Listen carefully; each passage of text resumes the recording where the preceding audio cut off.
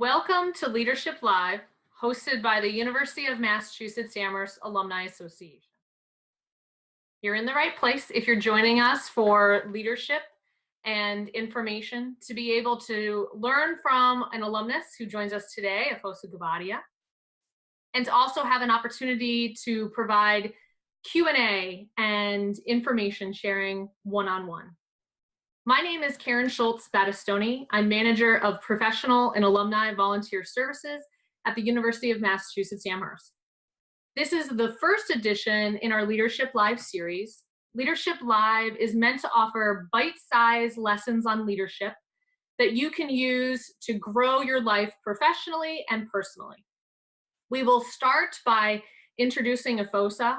Then we will show a brief video where Efosa talks about building a strong team, transforming ideas into reality, and creating an environment for success.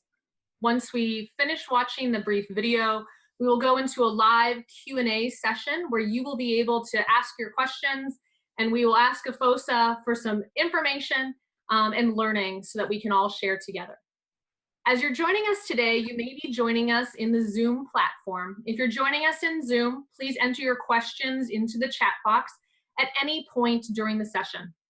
If you're joining us on Facebook, you're on the University of Massachusetts Amherst Alumni Association page, so UMass Amherst Alumni Association, and you're in the chat box, and that's where you would put your questions, and you can also put in your reactions. There is a 20-second delay on all of the streaming that happens in Facebook. Just so you're aware. The session today will be recorded, and then we will be offering this session on our webpage at a later date so that you can watch the live session with the Q&A and all the information to catch up on it again or to share with family and friends. So we thank you for joining us today. I would like to start by introducing our alumnus, Efosa Guobadia. He's the founder of the informational website PT Haven, co-founder and co-director of Global PT Day of Service, and co-founder, president, and CEO of Move Together, a 501c3 high-impact for-purpose organization dedicated to improving access to quality rehab medicine around the corner and around the world.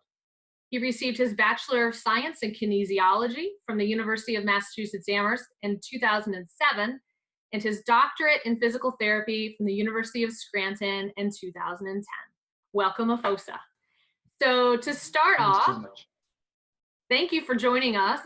So to start today, we're going to launch the video where Efosa is going to be talking about leadership. And then from there, if you'll just keep entering in any questions that you have in the chat box, and then we'll go to the live Q&A. So we thank you for joining us today.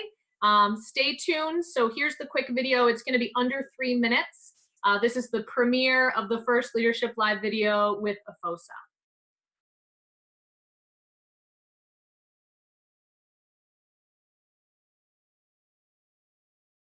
How you guys doing? I'm Efosa Guobadia, UMass class of 2007. Currently, I'm the CEO of Move Together. I'm the co-founder of Movement X, and I'm a co-founder of the Global PT Day of Service Initiative. I was a student athlete at UMass, and that really led and contributed to my current leadership. In the classroom, I really started to appreciate the concept of Kaizen, which means continuous growth. Always learning, always learning, always learning. Maximize what you know today and push yourself to know more tomorrow.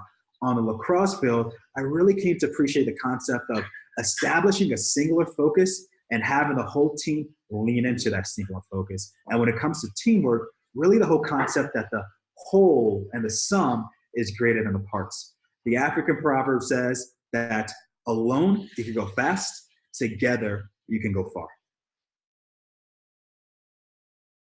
The next step is to build the architecture around that idea and around that fundamental value. What does that mean? It means establishing the mission and the vision. The way I define mission is the thing that you measure everything that you do and everything that you say by. For the 501c3 organization that I lead, our mission is to increase access to quality rehab medicine around the corner and around the world. It drives us daily. Every conversation, every program, every project is measured against that. The way we define vision, they call it vision because you need to be able to see it, right? Is that greater world that we're pursuing. At our 501c3 Move Together, our vision is a clinic in every community and a sense of community in every clinic. It is our daily, weekly, monthly pursuit. The next step in establishing the architecture is building the team. So it's not just about finding the best or finding those who are the most passionate. It's about finding the best people who are the most passionate about your mission and vision.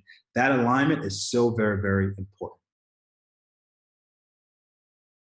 When I think about leadership, I think about servant leadership. When I think about servant leadership, I think about the improv comedian Stephen Colbert. And he did his studying in Second City in Chicago. And what he shares that he learned while studying improv in Second City is that when you're on the stage, you're not the most important person on the stage.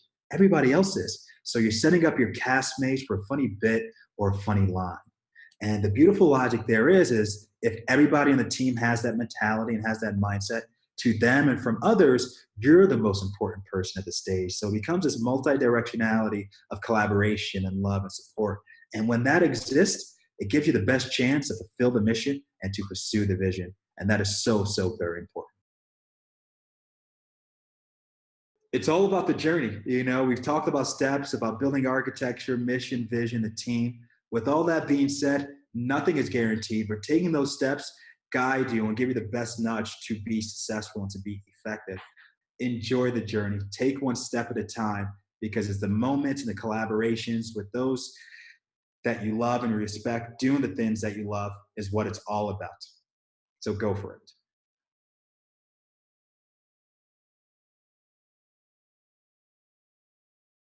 So thank you, Efosa, for sharing that information with us. Our hope was that by sharing it in the condensed format, we could get a lot of information to the group, while also getting a lot of people to reflect and think about leadership, to be able to have some questions to ask. So to start off, Efosa, the first question I have for you is, what advice do you have for current students looking to develop leadership skills?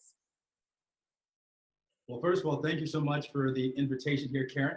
I'm so glad to be sharing time with the UMass family. So I'm looking forward to sharing this time with you all. So some of the things that I think about when developing leadership skills, the first thing you could do is find a mentor. You find mentors, whether they're close to you or far away from you, and learn about what they do and how they do and what resonates with you. And you start taking notes, you start processing that. And if you could engage with that mentor, reach out to that mentor, close with calls or emails, you do so. Another thing you do is read. You know, there's a lot of literature out there by great leaders in the past. I like to read about Churchill and Lincoln and Martin Luther King, and you can understand some of their hopes, their fears, their successes, and how they did what they did and how their contemporaries reacted to their style of leadership. And you can start pulling from these different people to create the mold of your unique leadership as well. For leadership also, I'm sometimes reminded of a quote by Otto von Bismarck. He would say, any fool can learn from his own mistakes. I think it's smarter to learn from the mistakes of others. So then again, that's when learning from others and reading about others really helps. And then when it comes to leadership, Robin Sharma talks about leading without a title. You don't need to be the coach or the captain right now or the CEO right now or ever. It becomes about how can you start by leading yourself, being disciplined, doing the things that you intend to do, and really building credibility with yourself, with your daily action, your daily example. When you can impress yourself, when you can build credibility with yourself, there's a metaphysicality that happens that allows you to lead others and build credibility with others. So at the very least, you can start right now by being the best leader that you can be. Great. We have another question that's come in. Can you talk a little bit, Efosa, about how do you juggle your time with all of your professional responsibilities? So as we did the introduction and talked about all the things you created, all the things that you're involved in, it sounds like you're very busy. So how do you manage your time with all of those things, and to make sure, I think too, that you're being successful at all of those things as well? Great question. The nebulous or the general answer is with intentionality. I'm a big believer, and a lot of people talk about this, whether it's Tony Robbins or Hal Elrod, folks like that. To maximize your life, you need to maximize each day. You know, that's linear logic there. To maximize each day, it's best to try to maximize each morning. So I try to win the morning, you know, and set the tone for the morning and not let external voices sort of influence my early thoughts and my early actions. So I have a routine. which I'll share with you. And the key is to create a routine that works for you. I use an acronym mnemonic. I call it PAMMJ, PAMMJ, and I'll go through it in the express version now. So the P stands for me, right away each morning. I've been doing this since college, maybe high school. First thing I do is I go to my knees and I pray, because just by being alive, that's the first miracle of the day. I'm conscious. I can say, thank you, I'm alive. And then the A, I start thinking about affirmation, speaking positive things into existence, or reflecting on poetry, or start visualizing what a great day is. And then M is a movement. I do some salsa dancing, I do some calisthenics and push-ups. I get the blood flowing. And the next step is where it really starts to get the shape of the day, so I can shape my day, so I can shape my week, so I can shape my month. The next M is meditating. And I've been influenced with Tim Robbins with this for a little bit. He got something called 3x3s. So with the threes, the first three is just appreciation. The window in your face, the ability that you're alive or moving or have projects that you're part of. You spend a couple of minutes doing that. The next three is just sending blessings and prayers to those in your family, and sort of feeling blessings and prayers come back to you. And then the last part of the 3x3 is visualizing success as the thing that you want to happen, it's already happened. So I prime myself for a successful day, a successful week, a successful month. The things that we want to notice, we tend to notice, and put ourselves in a good path. And then the J becomes where structure comes in. So the J is a bit of my journal and is a bit of my daily routine. On the journal piece, I start by writing the date, and I might write a quote that's original from somebody else. I may quote Aristotle: to know what the good thing is, look at what the good thing does. Look at what the good man does. And then I write out 3 questions. What am I grateful for? And I answer that. What good shall I do today? Benjamin Franklin used to always ask me that each and every day. What good shall I do today? And then the third question is mountaintop. If I could get one thing done today, what would it be? Or if I was guaranteed to not fail at something today, what would I go for? What would I try? And then proceed as if you fail at that thing. And then I organize my day according to my different projects, whether it's Move Together, whether it's PT Day of Service, whatever it is. And I write down the specific task for that day that needs to be done. And the key is, before you write down a task for that day or for that week, you got to see yourself doing it. You got to visualize yourself doing it, because if you write a to-do list of 20 things, it's sometimes hard to do or hard to get to. And if you start creating these to-do lists that you don't do, again, you'll start losing credibility with yourself. If you don't have credibility with yourself, it's hard to tell. So anyway, you create a routine that works for you on the macro and the micro level. On the micro level, your daily routine that could extrapolate out to your monthly and your annual routine. And the last thing I'll share, when you're doing the things that you love, it's the engine for life. You find a way to make it happen. You create that balance for vocation, for family, for adventure.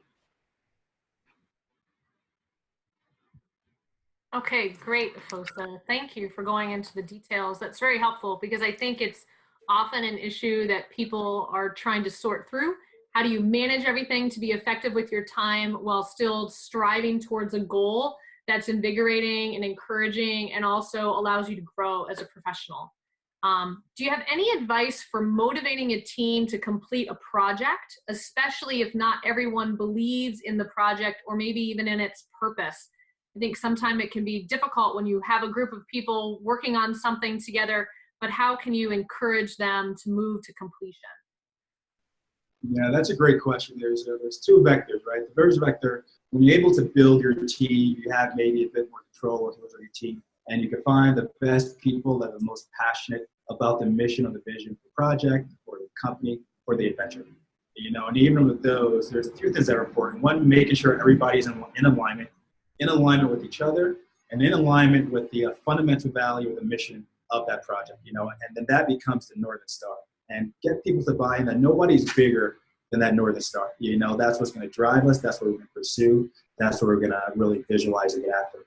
And then making sure you have buy-in. And the way you have buy-in, one of the things, this quote from this leader in the Midwest, he used to say, the best way a leader could show his team that he cares about them, that he or she cares about them, is by actually caring about them. So how do you get buy-in? By actually looking for advice and input and thoughts from those in the group, whether you're the leader or whoever's the leader, talk it out. And when people feel like they have ownership on the the origin of the project, the development of the project, the actuation of the project, they're really going to lean in and go for it. You know, and they really have to find ways to motivate people and inspire people. And that comes with listening to those people. And then what's also important, I like to think of the analogy like a basketball coach, you know, putting people in the court where they feel most comfortable shooting from, right? Steph Curry, he's going to shoot from the three-point line or the half-court line, right? You know, Shaq, he likes it better in the paint or near the hoop, you know? So put those folks there, you know, where they feel most fulfilled and where they might most fulfill things for the team or the organization. Because when a team member is at their best, they're more successful, thus the team is more successful. When you so another example now, when we coming together for a school project of not your choosing, again, positivity is huge, leading by example. And if somebody may not be motivated for a project, ask why, you know, and listen and use what you hear, you know, because maybe they may be bringing some insight, whether it's a process or the point of the project, whatever it is. Let that be the start of a conversation, create that connection there. And the very least, you could always make sure you can refocus people again on that North Star. What is the fundamental value? What's the point of this? What's the other side of the river? And then being able to transmit that message is huge. And what I found to be the best in transmitting a message and empowering people and inspiring people and encouraging people is, again, first listening to people, actively listening to them. Great. So we've got a few more great questions coming in. So the next one, Efosa, is if an organization is dysfunctional, how do you go about addressing the problem? It's a great question. Obviously, like with anything, you need to find the root cause. You know, what's the cause behind the effect? What's the why behind the what? So you do an appraisal. You know, you do an autopsy, so to speak. Maybe that's too an intensive word of finding out why and how. And the first person, if you're a leader, you start with yourself. You know, you start with your actions, and then you some of the places that you feel the dysfunction may be coming from, or maybe people may be complaining. You legitimately, so many things go back to listening and understanding why and getting to the root. Because once you identify the challenges, and once you identify the problems, and once you identify the barriers, the next step is creating a plan to overcome those challenges, fulfill those opportunities, and transcend those barriers. And then the next step is creating a way to measure progress. What I like to do in my global health, a lot of what I do, I'm in Guatemala right now. I travel around the world, mainly Latin America, and I set up clinics in underserved communities. I work with local leaders and clinicians and folks who work together to set up, build, develop, and operationalize clinics for community members in these communities that are often underserved. And the reason I bring that up, I have a paradigm for how I lean into challenges like this, you know, and there's different things that I consider, but there are some similar to the human-centered design. And there's about 18 steps, relatively broken down into three sort of sections. And then you can apply this to your question. The first part is what I said a few minutes ago, is understanding the problem. You know, who thinks it's a problem or the opportunity? Because sometimes you guys want to read a good book, read the book, The Obstacle is the Way by Ryan Holiday. You know, once you kind of get through some challenges, you come out strong on the other side. But who thinks it's a problem? Who are the stakeholders in the problem? Who is it affecting and who can affect it? What's the history of this problem? You know, what things have been tried? You legitimately need to, from every angle, understand what's going on.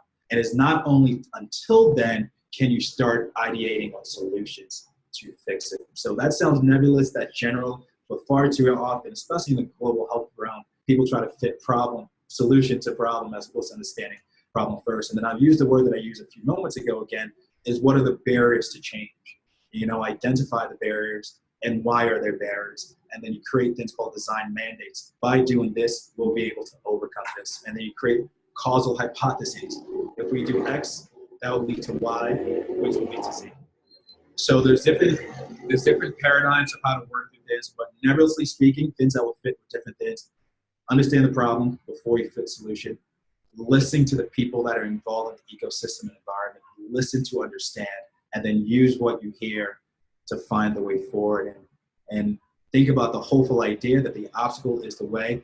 And sometimes when you have a crisis or a challenge or dysfunctional, once you work through that, you're going to be better and stronger on the other side. Great. Thank you, Efosa. So the next question we have is something that's in more general terms in speaking with people. How do you as a leader overcome stage fright when talking with groups or with crowds? That's a great question. When I was in college, just like you guys, I started doing something pretty interesting. It was more organic, but I just started. I wasn't always a natural presenter. Now I love it. But I just started watching old speeches on YouTube of Martin Luther King and Winston Churchill, recent presidents and politicians, their tone. And I would actually sometimes pace how I was talking and match it up against them as they were talking. How they said their words, how they paused. And that I just did that for enjoyment. It was not even anything in mind. And latter part of college and then in grad school and as a professional, I started being more intentional with my presentation skills. And some things that I do, first of all, is practice. For anything in life, practice leads to confidence, and confidence is the key to success. So if you're going to be, you just have to start telling stories. I have a few stories. Maybe I'll finish with one at the end. And anecdotes that I just practice telling. Just practice being a good storyteller. And the way I like to tell stories, I'm actually visualizing what I'm talking about in my mind. Also, when you're presenting or talking about something, you need to know it. You need to know it, and you need to believe in it. You can't have a surface understanding, and you can't be too detached and stuff with it, because when you get up there, you won't have a foundation or a bedrock from which to stand and from which to speak from. So when you're doing a presentation, know your stuff, do your work and research, and really believe in what you're talking about. I prep before a speech. I prep the days leading up to it. I look at the mirror for prep practice, and I give the speech in front of the mirror. That does a few things. Excuse me. That does a few things that allows me to see myself, think it, say it, hear it all at the same time, and see myself giving that presentation. So there's at least 4 dimensions happening there, and that's a great way to practice. When I'm giving a speech, I do 3 things that have been very helpful. I ask 3 questions. The first question that I ask is, who's the audience? And the first key, you need to understand your audience. Who are they? What's their current existence? What are their hopes, their fears? And I start having this appreciation for who the audience is. The second question is, what do the times call for? It's a time of positivity, it's a time of challenges. What do the times call for? And the third question is, what do I want to say? And based on the answers to those questions, I create this sort of theme, this sort of salient, concrete theme of which I drive my presentation, whether it's pre-written or whether I'm going to give it off the cuff, and having that anchor of that idea gives me confidence. So, few thoughts, know what you want to talk about, have an anchor, practice, practice, practice, and I like to visualize as I talk. Great, that was helpful. Thank you, Efosa. So the next question we have is a little bit about diversity. So as a leader, what does diversity mean to you, and how do you go about achieving that goal of diversity? It's a great question. Something I've been talking with some of my co-leaders and colleagues and people on my team that I'm realizing, even me myself realizing in my profession of physical therapy right now, it's actually not the most diverse profession. And it's far too easy to let the majority of the people in it sort of get into opportunities of this nature. And something that's true in every profession, every industry, every arena, diversity needs to be pursued. It needs to be pursued aggressively because it's far too easy, like I said, for it not to happen. So big mindset, I'm a big believer that it needs to be pursued. You need to go to places and look for talented people where the places aren't often go to. And that needs to just be an umbrella concept. And diversity means different things, whether it's experience, ideas, background, gender, creed, whatever it is. I like to say, in the place of dynamicity and diversity with these different ideas, it creates these amalgam, this fusion, and beautiful things live there. Great ideas live there. Do you want to be monolithic and have the same people with the same background saying the same things to each other? Or do you want the person who had that amazing experience or that challenging experience that led to growth come with that? And the person that had that challenging experience and that amazing experience from that side come with that and create this colorful and dynamic and diverse masterpiece. I rather have the latter. One is more fun, and 2, in my experience, it's led to greater things happening, greater progress. So I very much believe in diversity. I think it needs to be pursued, and not just for its sake of the fun word of diversity. I think it leads to greater success in your endeavors and your organizations. Great. Thank you, Efosa. I know we're about at time, so if you could just give us some final thoughts on a few leadership pieces that you want to leave us with before we leave our time together today. Sounds good. Maybe I won't finish so much on leadership. You guys saw the summary video. You can read a lot of books on leadership. Create your own unique leadership style, and that's maybe the most important thing, being genuine to yourself. But maybe I'll lead you guys a little bit of inspiration about finding your purpose and passion. And maybe I'll email some bits to guys. I have some different questions that I ask myself about what's my purpose in life, And purpose, I like to say, is it's our bedrock. It's a thing that we fall asleep thinking about, and it's the thing that gets up in the morning. If there's a consistency to it, it's your bedrock. And passion is a flame. When flames fluctuate, or when the flame is hot, that passion multiplied by your purpose, anything is possible and everything can change. So know what those things that you're passionate and purposeful about. And I have some questions. Carrie, maybe we could coordinate. We could share some of these questions with the folks. We won't have time now. But some last words of inspiration. I was sharing some time with some DPT students, a doctoral of physical therapy students, at a national conference a couple of weeks ago. And I was quoting a character from the movie Dead Poets Society. And the main character is played by Robin Williams. And in this scene, he gathers the students. He's a professor at a boarding school. He gathers the students around and he starts talking to them. Just gather around. He goes, medicine, law, business, pay your bills and all that good stuff. Those are the things that sustain life. But art, love, adventure, passion, those are the things that we stay alive for. And the character quoted Whitman, and I will as well. And he quoted a segment in one of Whitman's poem that goes, "O me, O life, of the questions of these recurring, of the endless trains of the faithless, of the cities filled with foolish, what good amid these, O me, O life? The answer, that you are here, that life exists and identity, that the powerful play goes on and you may contribute a verse, that the powerful play goes on and you may contribute a verse." And then the next question is, what will your verse be? What will your verse be? All the people hanging out with us right now, what will your verse be? And I asked you that on your pursuit of the answer to that question, you sing the most beautiful song that you could possibly sing in each and every moment. And I'll close with a quote by Michelangelo. "I saw an angel in the marble, and I carved until I set him or her free."